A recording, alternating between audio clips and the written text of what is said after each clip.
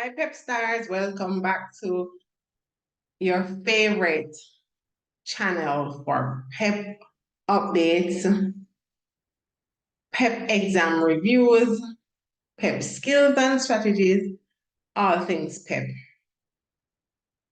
So the date for the 2024 ability test is final. It is in this month, yes, in February, the 22nd of February. We have a private workshop that will take place on the 10th of February. If you're able to join, you can suggest it to your parents. Parents who are watching, it's a very good medium for students to log on to. So they are able to get the exam coaching necessary for them to excel in the examination. And we'll sit a mock ability test as well as students will be certified. You don't want to miss that workshop. It has all the things that the students need to know how to approach their examination. So I look forward to seeing some of you in that workshop, or because the spaces are filling up and there's just only limited spaces, so each child can get individualized attention. I'll link the workshop video that gives more details to what the workshop entails.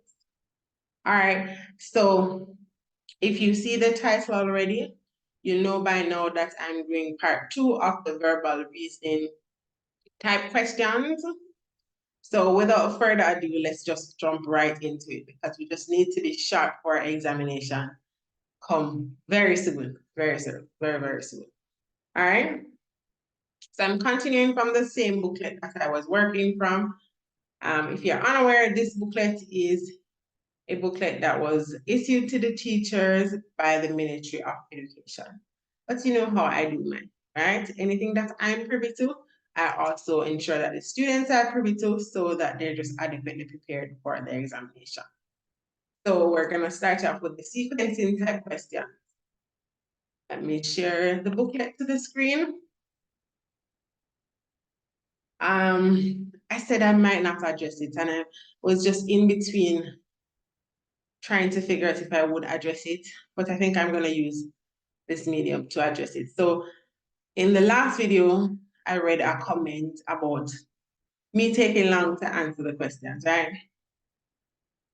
I'll use an analogy, right? Because we're also going to do analogy in the ability test examination. We don't want to be as fast as an hare, right? We don't want to rush through our questions, right? And we know how that story went and how the hare did not succeed, right?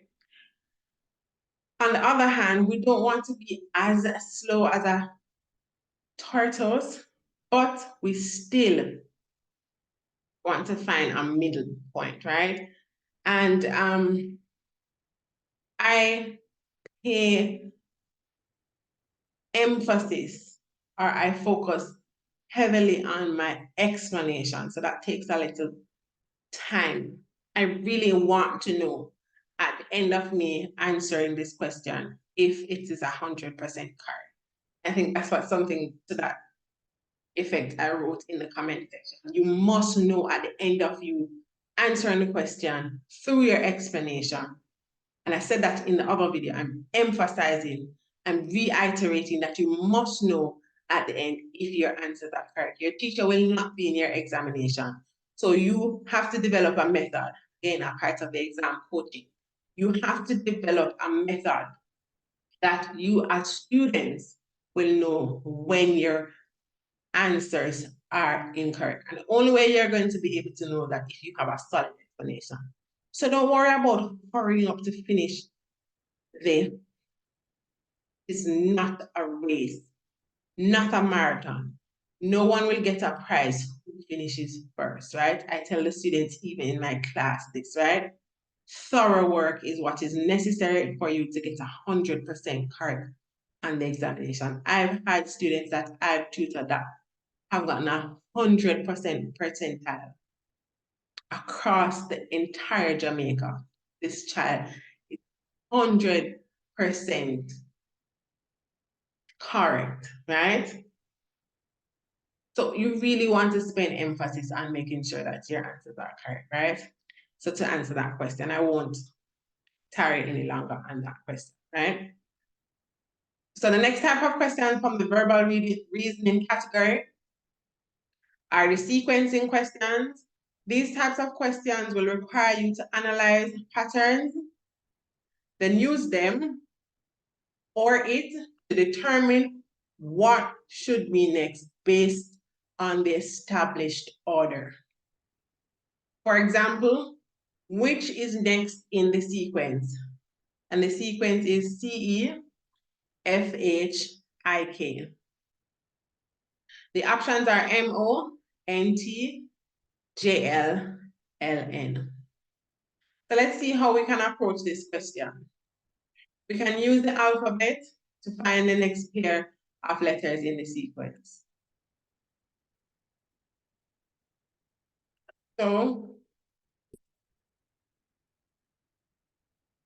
yes. So we are going to use this alphabet here to find which pair of letters is next in the series. Sequence and series are used interchangeably. All right. So we're seeing C here on the alphabet C, and we're seeing E. So just put a mark over C here and I'll put a mark over E, right? Not quite sure what is taking place in my sequence as yet. I'm just trying to figure it out, right? And then I see F here and I see H here. I'm kind of seeing a pattern, but I really want to make sure of it, right?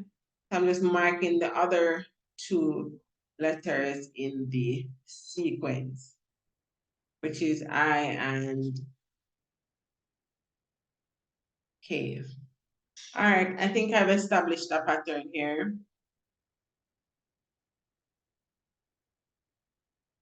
So what I'm seeing is that, and I'm going to show you now.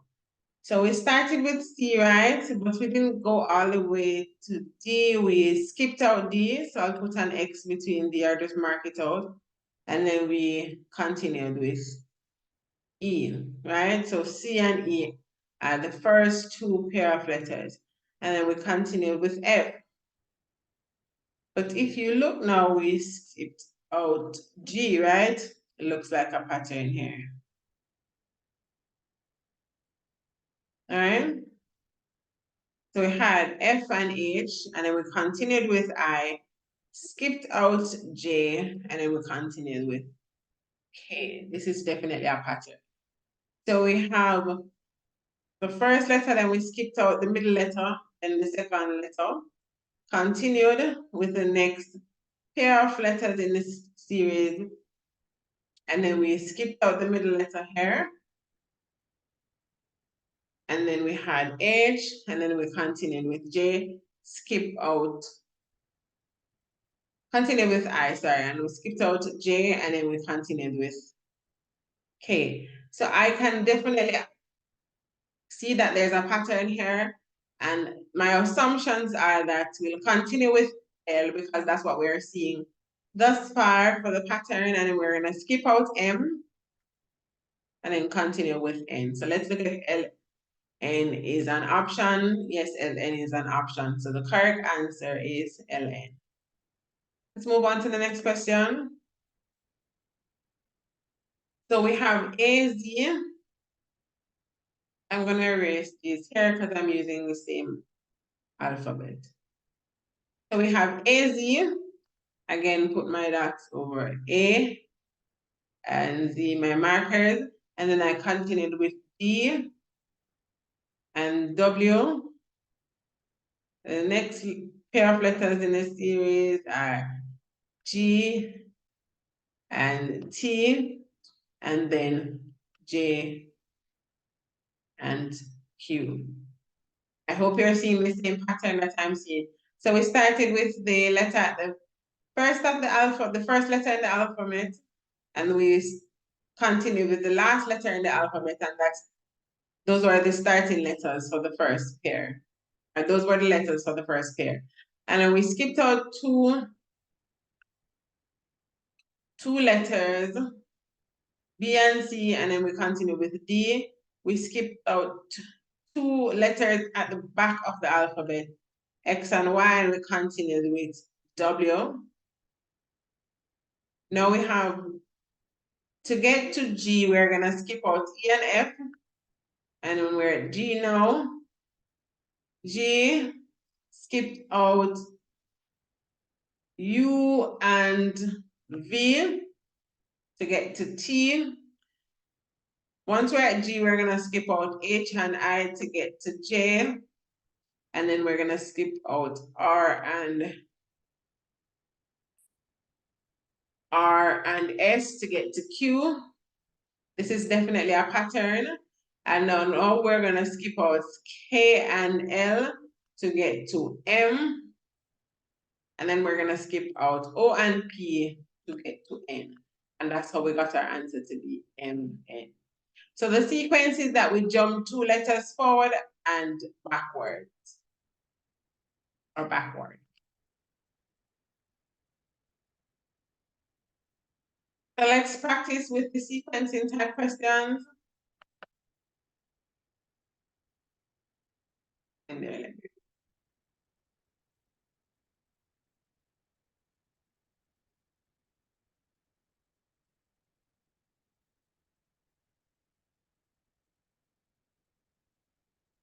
all right, let's look at this next sequence. We have Q, P, O, N, M, L, K, J, I, something that should be here. We can put a question sign until we figure it out.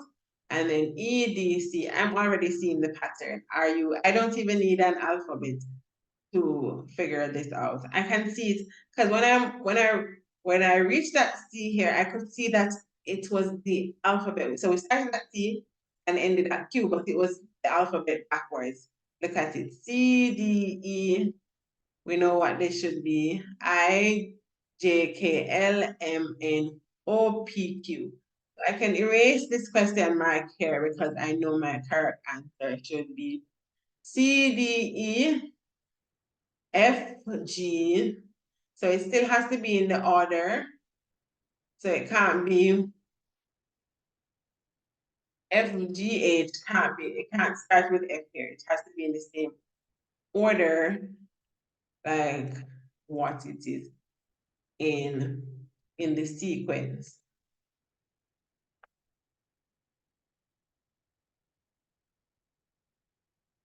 Right? So let me do it now.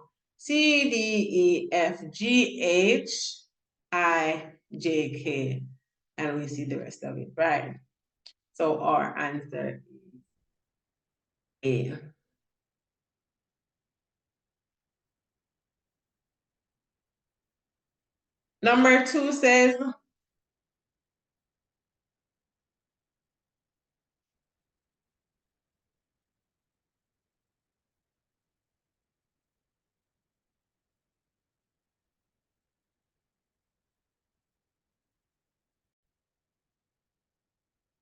Number 2 says, arrange the words given below in a meaningful sequence. So we have the number 1 word, 2 paragraph, 3 sentence, 4 letter, 5 phrase. So I'll just order them here based on what I know. So first we'll start with a letter. That's the smallest component. And then letters make up words. And then words make up phrases. Yes. And phrases make up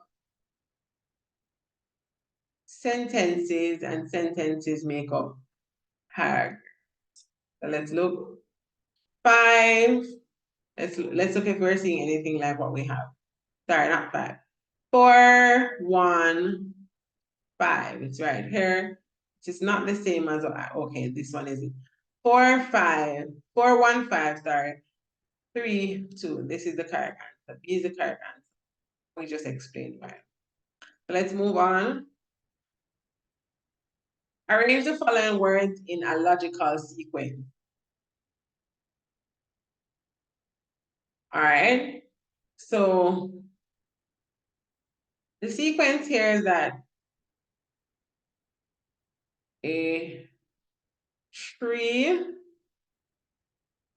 no, we start from a seed. There's actually a seed. So a seed will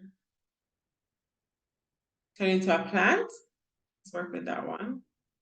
And the plant will go into a tree, and we can get wood from the tree, and we use that wood to make a chair. That looks like a 3, 4, 5, 2, 1. That's correct. All right, so there we have it for the sequencing type questions. We're going to move on to a next type of questions that will come from the verbal reasoning type questions, and that's text completion. For these questions, you are required to use context to determine the choice of words based on variation in spelling, usage, and meaning. Let's look at the example. After the fire, the cane field was left.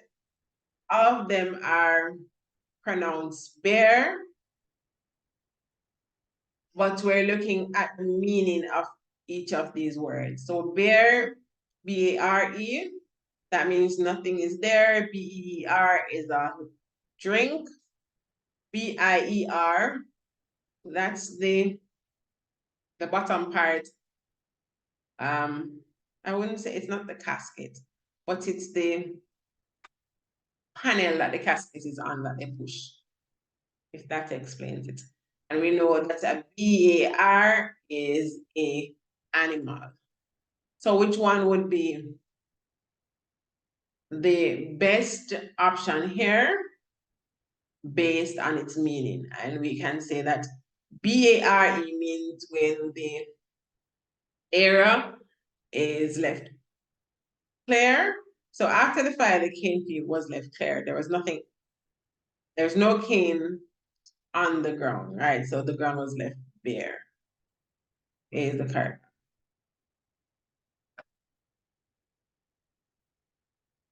So we know that all of the words were pronounced the same, but they had different meanings and they were spelled differently.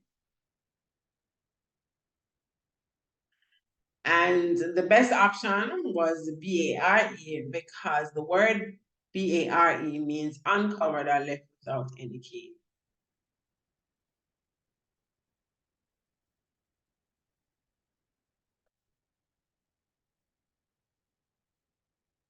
Let's look at the example.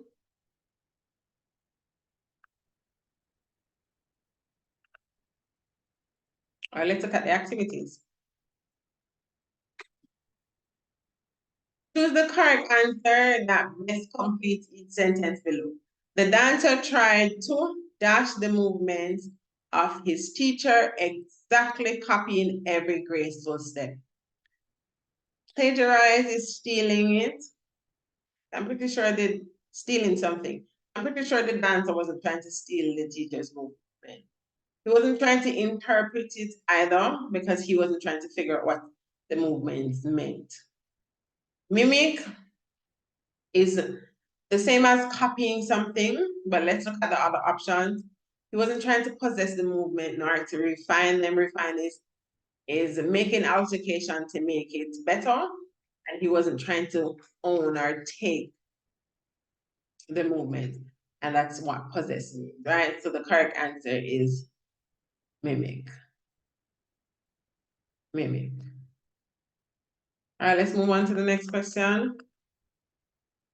Everybody dash dancing and having a great time at the party.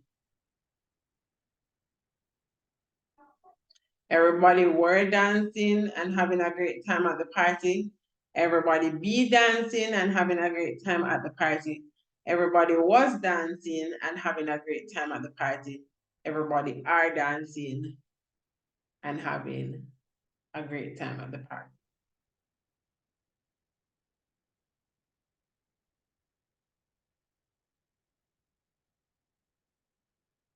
So this one is just based on the context, right? And you can hear which one sounds better. That's a key to help us with this question, right? Because these are all from the verb to be, right? And we can also think about subject-verb agreement, right? Here, everybody is used in a singular tense, right? Even though it says everybody, this is used to classify more than one, but as a group, right? So everybody here is an indefinite pronoun and it takes a singular verb, right? So everyone is also an indefinite pronoun and is used in the same context where it takes a singular verb. So everybody was dancing, having a great time at the party.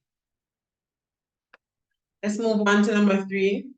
Despite his shy personality, David can be rather nervous sometimes, outgoing sometimes, strange sometimes, or timid sometimes. So he's already shy. This is one of the key words to pay attention, right? So he's already shy, right? To be shy, you're also going to be nervous. You may act strangely and you're definitely timid, right? So we're looking for something that's opposite because it says he can be rather. And this rather here shows that it's going to be something opposite from shy. So outgoing is the correct answer. So there we have it. We have wrapped up another topic that will come on the ability test examination from the verbal reasoning category. Now we're moving on to our reading comprehension passage. There was another comment in the previous video to say that if we're going to get all of these questions on the examination. And if you've looked at any of the past papers, be sure to check out the ability test playlist. I'll link it up above the video, right? All of these questions, I also have another video on the format, definitely just speaking about the format of the test and the topics that will come on the test. These questions will come on the examination. As I said earlier, this is a booklet from the ministry. I have booklets that I create. This is not one of them. This is the booklet from the ministry given to the teachers as a guide to teach students. I'm privy to these information and I'm sharing with you so you can also be privy. There must be a question or two from the analogy category, the sequence, the artificial language.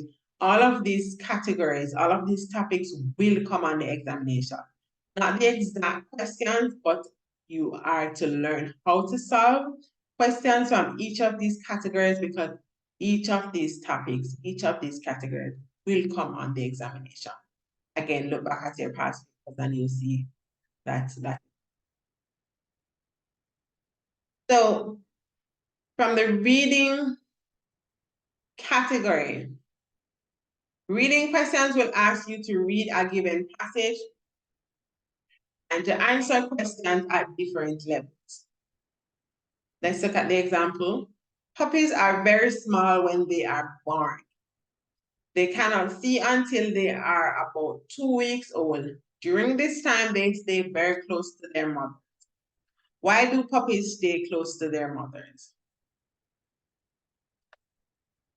Let's see how we can approach this question. Having knowledge of the type of questions being asked help us to determine the correct response. So there are 4 kinds of questions. There are the right there questions, the think and search question, or the author and me, and the on my own questions. I'm going to zoom in so you can get an idea of these or look in depth at types of questions. So the right there questions, the answers can be found right there in the text, jumping out at you, right? The think and search questions, the answers are in the text, but may not use the same language that is used in the questions. You may have to look in different places to find it. These are usually implied questions, right? The answers are there, but you have to search for them, right? Sometimes you have to use context clues too as well, right? So these answers are implied in the passage. The next, you have the author and me. The answer is not in the text. You need to use your own background knowledge and what the author has told you to come up with the answer. And on my own questions, the answer is not in the text. You need to use your own background knowledge. You could even answer the question without reading the text. The question must stand alone. All right, let's zoom out now. And let's go back and look at our passage and let's see what type of question this was. Puppies are very small when they are born. They cannot see until they're about 2 weeks old. During this time, they stay very close to their mothers. Why do puppies stay close to their mothers? The answer can be found right there in the passage, right? The reason why puppies stay close to their mothers is because they cannot see, right? So that's a right there question. Let's look at this other reading comprehension passage. Read the passage carefully, then select the best option to answer the question that follows. Devon, shouted Mrs. Ramsey, I've called you 3 times. You come down this minute or you'll be late for school. Coming, Mommy, he answered. And a moment later, he appeared in the doorway. Mrs. Ramsey grasped when she saw him, but Chrissy merely laughed. I was wondering why you were in the bathroom so long, said his mother. But you have surprised me how you combed your hair so slick and your shoes are all shine and you even have on a tie. Devon, you sure you're not sick? I can tell you what it's all about, Mommy, volunteered Chrissy. He met that new girl, Chantel, and he is all gaga about her. I'm not. Don't listen to her, Mommy. She is trying to tease me like a pesky little sister. Devon glared at Chrissy, hoping that his fierce look would scare her into silence. Ha ha, you think you can frighten me, huh? And that isn't even all, Mommy. Yesterday he walked her all the way home and carried her books. Question number 1, when did this story take place? Let's look at our passage. We have to always be going back to our passage if it's a reading comprehension.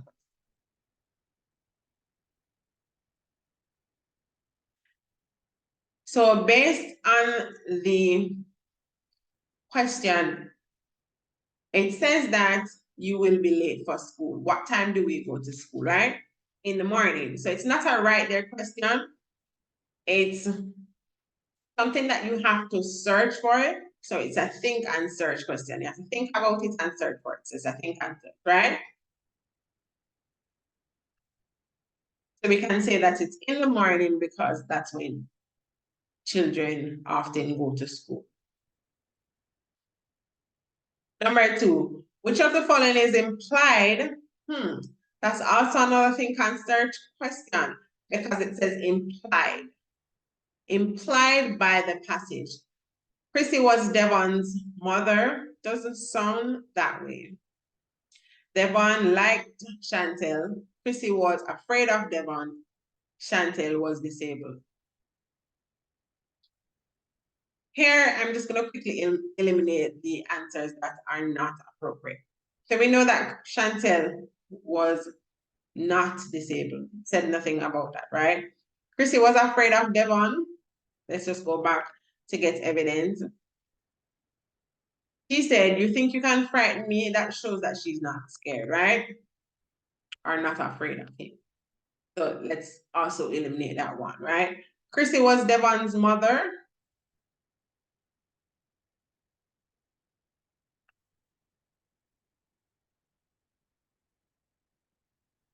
He said pesky sister. So we know that Chrissy is not his mother. And Devon liked Chantel. It said that, Chrissy said that he met that new girl, Chantel, and he is all gaga about her, which shows that he liked her. So the answer is B. Okay.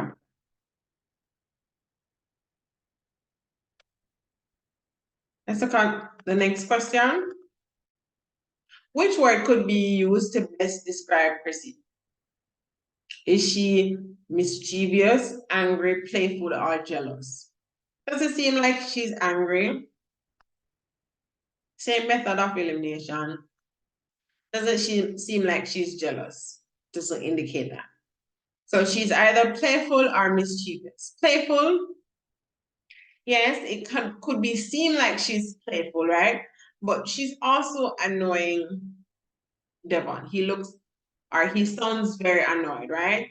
And we know that someone is trying to create mischief. They're trying to get someone in trouble, right? And it seems as though she wanted her mom to know what Devon has been up to, but also to probably punish him or something of that sort. So we'll go with mischievous. So there you have it. Those are the questions from the reading comprehension category.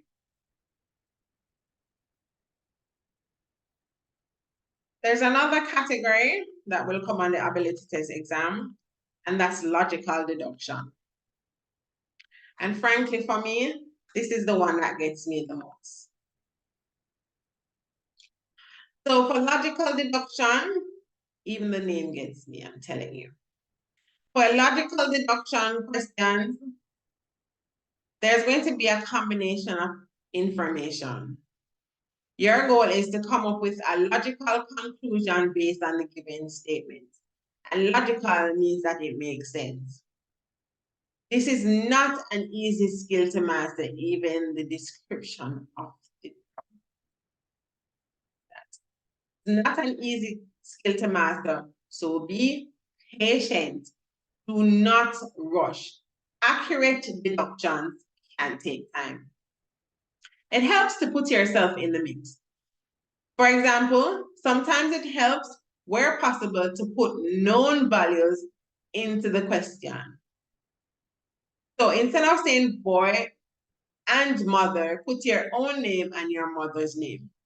Let's look at the example of a logical deduction question. Guitars belong to the class of stringed instruments. Violins and guitars are expensive. Violins and guitars are both in the same class of instrument. What I like to do, I like to just read each sentence separately, not all at once, right? Just so I can understand what it is asking me to do. So I'll read again. Guitars belong to the class of stringed instruments. All right, let me. Violins and guitars are expensive. Again, processing. Now, finally, violins and guitars are both in the same class of instruments. So one, I learned that guitars belong to a class of stringed instruments. I also learned that violins and guitars are expensive. And I also learned that violins and guitars are in the same class of instruments, and that class is string instruments. So I just rephrase just to make sure that I'm right path. So which of the following statements must be true based on the statements that were given? All string instruments are expensive. Didn't say that, it only said that violins and guitar are expensive. I can do also the method of elimination here. That's not true. Violin are string instruments. Violins are the same as guitar. I didn't say that. It did say violins are string instruments, but before I take it, I'm just going through the other. All expensive instruments are stringed instruments. It didn't say that either. So my correct answer is violins are string instruments, because we said that guitars belong to a class of string instruments, right? And we know that violins and guitars are in the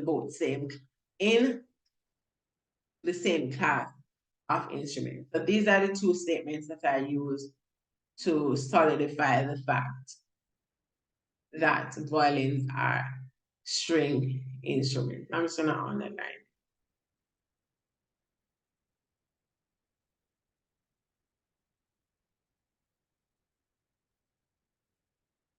We can always use our pencils to underline in the examination, unless we're told not to. So based on the information above, both violins and guitars are in the same class of stringed instruments. Look at the questions. So we have 3 statements. All chickens are birds. Some chickens are hens.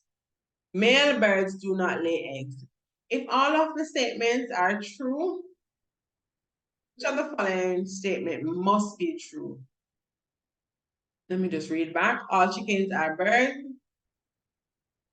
Some chickens are hens. Male birds do not lay eggs.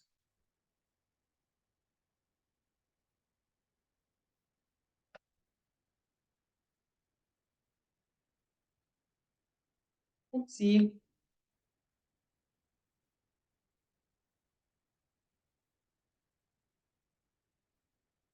So hens are birds. All birds lay eggs. Some chickens are not a hen. So 1, hens are birds. We know that to be true. All birds lay eggs. Let's go back up.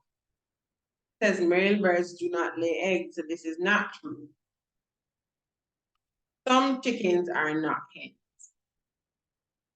And it also said that here.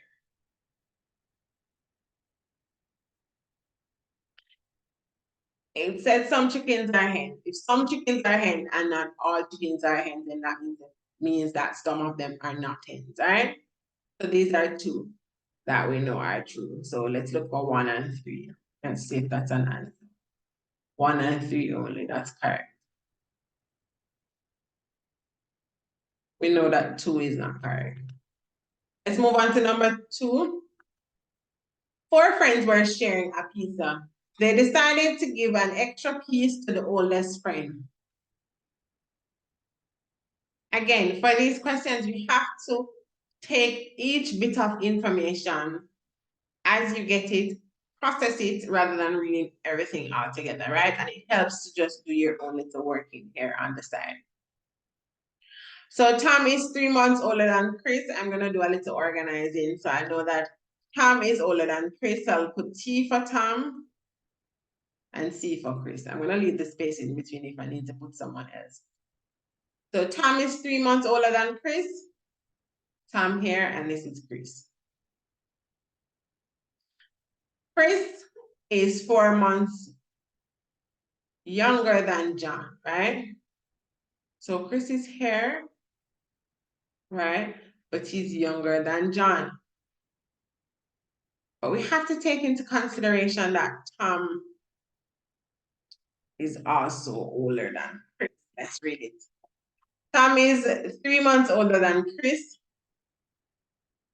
who is 4 months younger than John. Peter is 2 months older than Chris, who will get the extra piece of pizza. So there are 3 pieces of information that we're presented with. We're presented with the fact that Tom is 3 months older than Chris. We also know that Chris is 4 months younger than John. And we know that Peter is 2 months older than Chris. All right? And we want to know who should get the extra slice of pizza. Who's the oldest friend, right? So we have Tom here. And we have Chris. And I'll just put 3M for here for months. Let's put this right here. To show that Tom is 3 months older than Chris. So Chris is here. Basically, I'm going from oldest to youngest, right? So you have Tom and then Chris. Tom is older than Chris, so I put Chris after, right? And Chris is 4 months younger than John, right? John is still older than Chris. Because if Chris is younger than John, that means John is older than Chris, right? But John, I'm just flipping it around, is 4 months older than Chris. And Tom is 3 months older than Chris, so John has to go before Tom. Because Tom is 3 months and John is 4.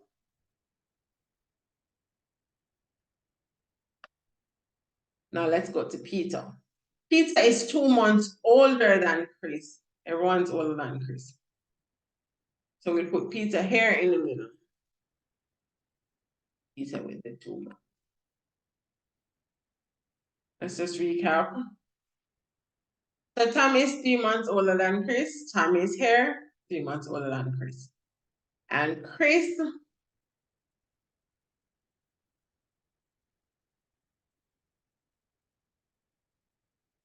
is 4 months younger than John, which means that John is 4 months older than Chris, right? Chris is here still younger than John, and John is 4 months older, but John is also older than Tom because he's 4 months older than Chris, and Tom is only 3 months older. And then Peter is 2 months older than Chris, so Peter comes here. Peter is younger than Tom and John because he's only just 2 months older than. There you have it right there. All right, this is for Peter. All right, so who is the oldest friend that will get the extra slice of pizza? And we can see it there.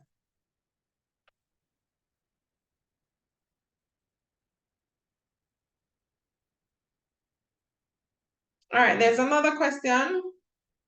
Sunil is the brother of Anil.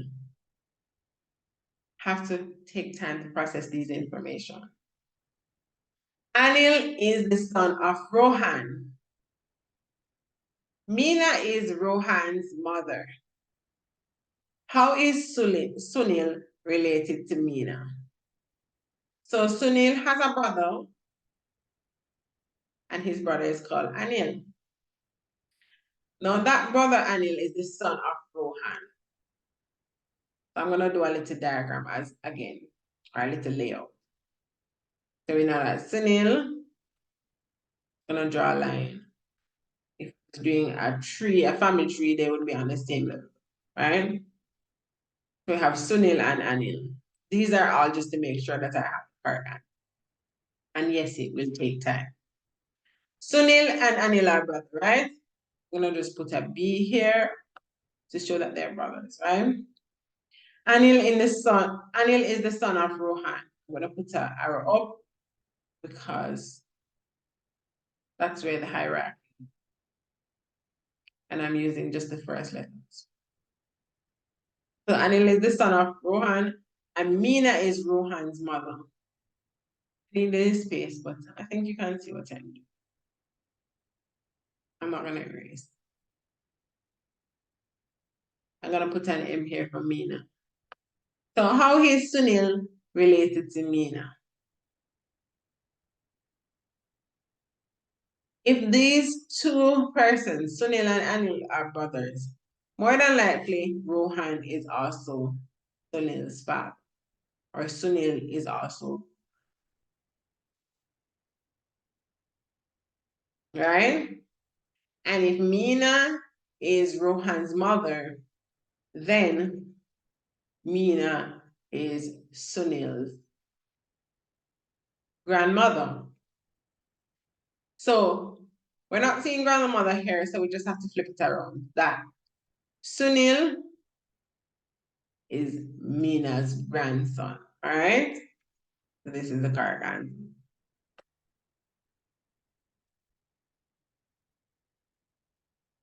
Yes, and that's it. There you have it, students. That is the end of the verbal reasoning category. Let me stop sharing.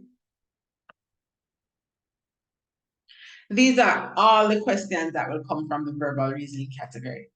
Please make sure to check out part 1 of this video. With all of the information that you've learned in part 1 of this video and part 2, you are already halfway there with your preparation for the 2024 Pep Ability Test examination. I say halfway there because we still have not looked at the quantitative reasoning type question. And those are the questions that I look at in the next videos. Be sure to share it with someone who's doing the grade 6 PEP examination. These videos are extremely helpful and will be very vital your preparation for your 2024 ability test examination. You know how I do this thing. I'm going to give you all the information that I have so that you can be adequately prepared for the examination, right? And I'm already starting to throw the good energy in the hemisphere, in the whole world to say that I wish you all the best on your examinations, right? Come the 22nd of 2024, there's a lot of tools there, right? You should be well prepared for the examination. And we want all of the students, all of my pep stars to be in the top 90 to 100 percentile across Jamaica, right? I'm sending it out into the universe, right? And these videos, I have so many videos from the ability test playlist that will help you in your examination. Do not hesitate to watch all of the videos and share it with as much students as you know who are going to be doing the examination. Let everyone get in on the resources, right? Very, very important because we want all of us to be on the same playing field and just do so well in the examination that the minister of the education minister will come out with a wow, saying that every student was above par in the examination, right? And thank me for it later. So I'll see you in our next video. Do not forget to like, comment, it helps us so much. And so see you in our next video. All the best, Pep Stars.